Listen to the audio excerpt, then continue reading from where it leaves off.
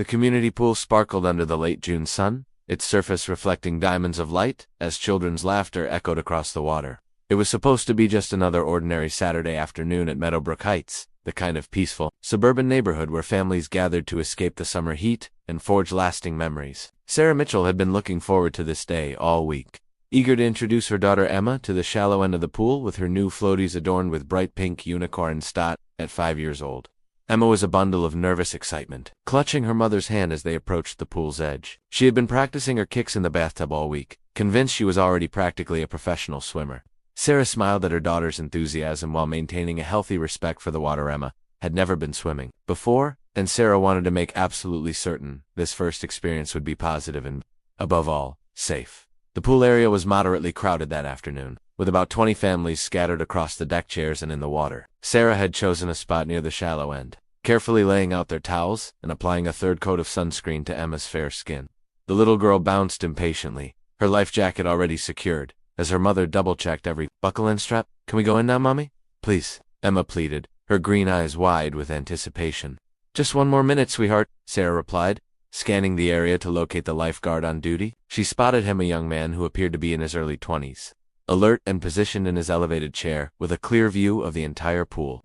Satisfied with the safety precautions, Sarah finally took Emma's hand and began leading her toward the steps. That's when Margaret Henderson appeared. Margaret, known throughout the neighborhood as the HOA board president, and colloquially referred to as the HOA enforcer, was a woman in her late 50s who took her volunteer position with an intensity that others reserved for their actual careers. Dressed in a modest one-piece swimsuit with a sarong tied tightly around her waist, she marched towards Sarah and Emma with the determined gait of someone on a mission.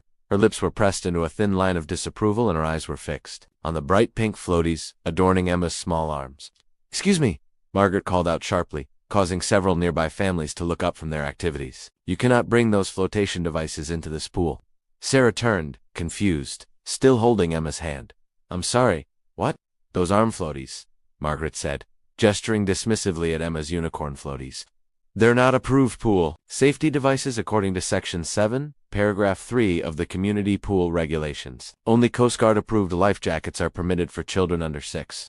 Sarah felt her stomach clench with frustration, but she maintained her composure. "She's wearing a life jacket underneath," she explained, gesturing to the bright orange vest secured around Emma's torso. "The floaties are just extra.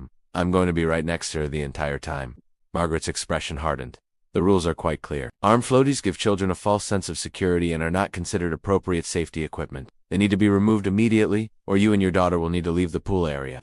A small crowd had begun to gather, parents watching the exchange with varying degrees of interest and discomfort. Emma, sensing the tension, pressed closer to her mother's leg, her earlier excitement beginning to fade into confusion and worry. Sarah could feel her daughter's small hand tighten it around her own. "Look," Sarah said, working hard to keep her voice level and reasonable. "I understand you have rules, but I'm her parent, and I've made the decision that this is safe for her. She's wearing a life jacket, I'll be with her every second, and we're staying in the shallow end where she can touch the bottom. The floaties are just for her confidence." "The rules apply to everyone," Margaret insisted, her voice rising slightly. "I don't care if you think you know better than the HOA board. These regulations were put in place for everyone's safety, and I will not have them ignored simply because one parent thinks they're special." Other parents began to murmur, some in agreement with Margaret's strict interpretation of the rules, others sympathizing with Sarah's position. The lifeguard, noticing the commotion, began to climb down from his chair to investigate. Emma's eyes were beginning to well with tears, her perfect day at the pool crumbling before it had even begun. Sarah took a deep breath, determined not to let this bureaucratic nonsense ruin Emma's first swimming experience. "I'll tell you what," she said to Margaret, trying to find a compromise. "Let me just take her in for a few minutes with everything she's wearing. If you still think it's a problem after you see how careful I'm being, we can discuss it further. I just don't want to disappoint her when she's been looking forward to this all week." But Margaret was already shaking her head, her jaw set in that familiar expression of rigid authority that had made her infamous throughout Meadowbrook Heights. "I'm not negotiating the community bylaws with you. Remove the floaties now, or leave the pool area. Those are your only 2 options." Emma began to cry softly, and Sarah felt her maternal instincts kick into overdrive. She knelt down beside her daughter, gently wiping away tears. "It's okay, baby. We'll figure this out. How about we just take off the floaties and you can swim with just your life jacket? You're such a brave girl, and Mommy will be holding you the whole time." Emma nodded hesitantly, and Sarah began carefully removing the pink unicorn floaties from her daughter's arms. As she did so, she noticed Margaret watching with an expression of grim satisfaction. as if this small victory somehow validated her entire existence. Sarah had to bite her tongue to keep from saying something she'd regret. The floaties removed. Sarah stood up and took Emma's hand once more. "Is this acceptable?" she asked Margaret with barely concealed irritation. "That's more like it," Margaret replied. "It's important that everyone understands that rules exist for a reason." Sarah was about to respond when Margaret did something that would replay in her mind 1,000 times over the coming weeks. Later, Margaret would claim it was an accident, that she was simply trying to demonstrate proper pool entry technique. Others would insist it was deliberate, a power move designed to humiliate a parent who had dared question her authority. Whatever her intention, the result was the same. Margaret reached out toward Emma, saying something about showing the proper way to enter the pool safely, and before Sarah could react, before anyone could stop what was happening, Margaret had grabbed Emma under her arms and, in one swift motion, tossed the 5-year-old child into the deep end of the pool. The world seemed to move in slow motion. Emma's scream was cut short as she hit the water with a splash, her small body immediately sinking below the surface. The orange life jacket she wore was a Coast Guard-approved model, but it takes several seconds for such devices to right a child in the water and bring them to the surface. Seconds that felt like hours to everyone watching. Sarah's scream pierced the air, raw and primal. EMA. She was already running, her flip-flops flying off her feet as she sprinted toward the deep end. Other parents jumped to their feet, their own cries of shock and horror joining Sarah's. The lifeguard, who had been approaching to mediate the earlier dispute, immediately grasped the severity of the situation and dove into the water without hesitation. Underwater, Emma was panicking. Her eyes were squeezed shut, her mouth closed, tight against the intrusion of chlorinated water. She could feel herself sinking, could feel the pressure in her ears as she descended. The life jacket was beginning to do its job, slowly turning her and starting to pull her upward. But to a terrified 5-year-old experiencing this for the first time, it felt like drowning. The lifeguard, whose name was Tyler Morrison, reached Emma in less than 5 seconds, though it felt like an eternity. His training kicked in automatically as he wrapped one arm around the child's torso and powered toward the surface. They broke through together, Emma gasping and coughing, water streaming down her face as she began to cry in earnest. Sarah had reached the edge of the pool and was about to jump in herself when Tyler appeared with Emma. Other parents rushed forward to help pull the sobbing child from the water. In the moment Emma was within reach, Sarah grabbed her and pulled her into a fierce embrace. Water soaked into her clothes, but she didn't care. Her daughter was safe. Her daughter was breathing. Emma clung to her mother, crying so hard her entire body shook. "I want to go home," she sobbed. "I want to go home right now." We're going right now," Sarah murmured, holding her daughter as if she might disappear if she loosened her grip even slightly. The pool deck had erupted into pandemonium. At least a dozen parents were now standing, many of them having witnessed the entire incident. Voices overlapped in a cacophony of anger, confusion, and concern. Did she just throw that child into the pool? What was she thinking? That little girl could have drowned. Someone call the police? Margaret stood frozen, her face having gone from flushed with authority to pale with shock. Her mouth opened and closed several times as she struggled to find words. Any words that might explain or justify what had just occurred. She was wearing a life jacket, Margaret stammered. "I was trying to show her that she would float. I was trying to prove that she was safe." "The life jacket? She's 5 years old," Sarah shouted, still holding Emma tightly. Her voice carried across the entire pool area, silencing many of the other conversations. "What is wrong with you? You don't throw a child into a pool. You don't touch someone else's child without permission. She's never been swimming before and you just traumatized her." Tyler, the lifeguard, was also visibly shaken but trying to maintain his professional composure. He approached Margaret with a stern expression. "Ma'am, I need you to leave the pool area immediately. What you just did was incredibly dangerous and completely unacceptable." Margaret seemed to realize, perhaps for the first time, the magnitude of what she'd done. I thought the life jacket would. I was just trying to enforce the rules." "You threw my daughter into the deep end of the pool." Sarah's voice cracked with emotion. "She can't swim. She's terrified of deep water. I spent weeks convincing her that the pool would be fun and safe, and you just destroyed all of that in one horrible moment." Other parents began to voice their agreement. A woman named Patricia, whom Sarah recognized from the neighborhood, came forward with her phone. "I recorded the whole thing," she said quietly, "from when you started arguing about the floaties to when she threw Emma in. I can send it to you if you need it for, well, whatever you decide to do." The reality of potential legal consequences seemed to finally penetrate Margaret's shock. "Now wait just a minute," she said, her voice taking on a defensive edge even as it trembled.